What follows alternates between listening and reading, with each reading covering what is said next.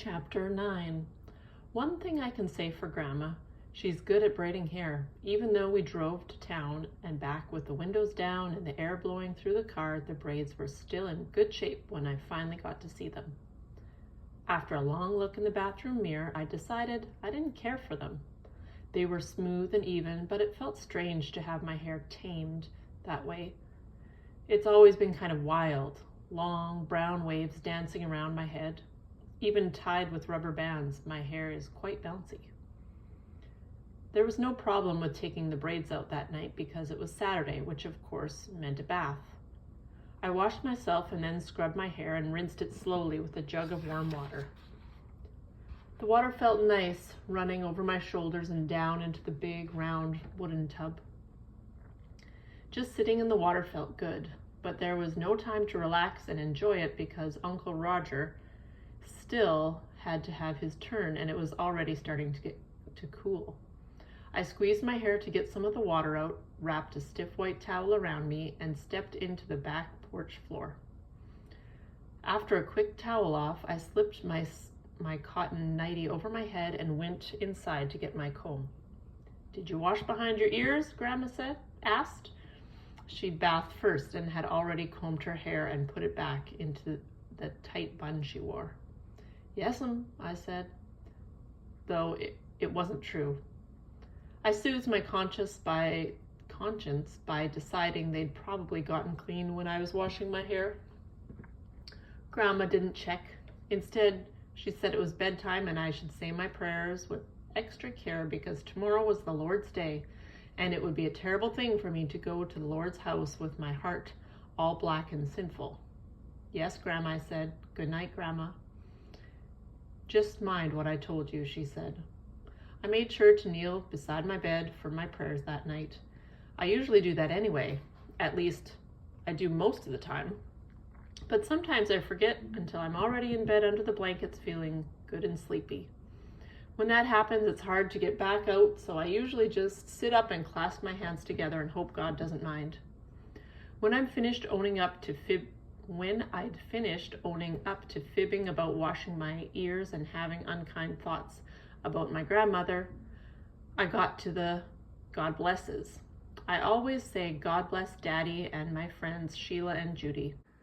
Then I do Ron and Yvonne Loughlin, who are neighbors back in Moose Jaw, and Premier Douglas and Prime Minister St. Laurent, because Daddy says we're supposed to pray for our country's leader, even if he is a liberal. I was about to say amen and jump into bed when it struck me that I should probably be adding on Grandma and Uncle Roger. I didn't mind Uncle Roger, but I was kind of grudging asking God to bless Grandma. After I'd finished up and gotten under the covers, I wondered if maybe I'd gone and blackened my heart again. So I got back out of bed and back on my knees. "P.S., I said, if it is a sin to ask you to bless Grandma when I didn't really mean it, could you go ahead and forgive that too?" That must have done the trick because I slept peaceful as can be and woke up in the morning feeling just a tiny bit less homesick. I expected we'd be going to church in Waybold, so I was surprised that Uncle Roger headed his truck the other way. Like most tall buildings on the prairies, the church came into view long before we reached it. It stood out against the sky, tall and thin and white. I listened hard, hoping it had a bell, but there was only silence. Grandma said she hoped she didn't have to tell me how to behave in the Lord's house, and I told her, "No, ma'am," that I went with my daddy every Sunday. She sniffed like she doubted it, but she didn't say anything else. In we went and sat in an empty pew 4 rows from the front on the left side. There were probably only about 30 other people there. A few of them nodded and murmured good morning, and then the preacher came out and everyone fell silent. He preached about being a faithful witness in 4 ways: discipleship and stewardship and 2 more. I can't remember the others exactly. I don't think they were ships, which kind of threw me off after the first 2. When we were leaving, Uncle Roger shook the preacher's hand and introduced me to him. Grandma told him it was a good sermon and she hoped certain people were paying attention. That made me a mite nervous in case she meant me and planned to ask me questions on the way home. Just as we reached the car, though, a girl came running over. She stopped dead in front of me and put her hands on her hips. "I'm Marcy Knowles, and I live on the 3rd farm south of where you're staying," she said in a quick burst of words. "You can come over and play if you want tomorrow. I have a tire swing and a real live carriage big enough to hold 4 dolls. "Macy," a woman's voice called behind her, "remember your manners." "Yes, Mama." "Good day, Mrs. Appleby," Marcy said. She turned to face my grandmother, and it seemed as if she was about to curtsy. If she meant to, she changed her mind and just looked back at me again.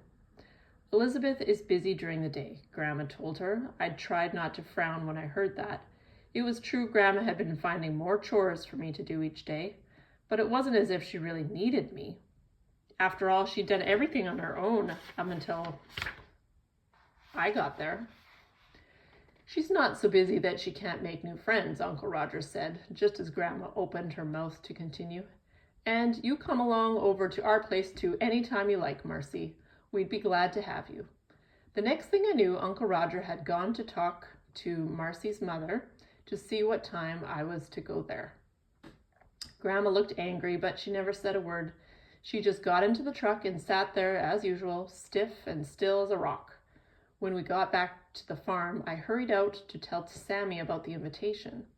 You'd think he might have shown some sign of being glad for me, since I was his only friend at the moment, but all he did was scream for some bugs and add another dropping to the paper lining his cage. Now open your notebook and get your pencil. You need to read the questions and write the answers in your notebook. Number 1, number the events in the order they happened in this chapter. So you can see number 1, the example is done for you. So number 1 is C. So in your notebook, you have a number 1, dot, and a C, because the first thing that happened in this chapter was she took a bath. Now you need to write a number 2, 3, 4, and 5 in your notebook. Then look at the picture and write A, B, D, or E for what happened next. So you have to write the events in order. So the first thing was a bath. Number 2, what was the next thing after a bath? Then for question number 2, who does Ellie struggle to pray for? So in your notebook, you can write a number 2, and you just need to write an A, B, or C for the answer. Who does Ellie struggle to pray for? Her friend Judy. A, her friend Judy. B, Grandma, or C, Daddy. Number 3, Ellie meets Marcy at church. What does Marcy say? A, Marcy invites Ellie to come over to play tomorrow. B, Marcy invites Ellie to her birthday party. Or C, Marcy is shy and just waves at Ellie. Number 4, after lying to Grandma about cleaning her ears, Ellie tries to soothe my conscience. What does this mean? Does it mean A, she tries to make herself feel better because she feels guilty? Or B, she tries to relax and forget her problems? So make sure you have these 4 questions and the answers, A, B, C, like that in your notebook.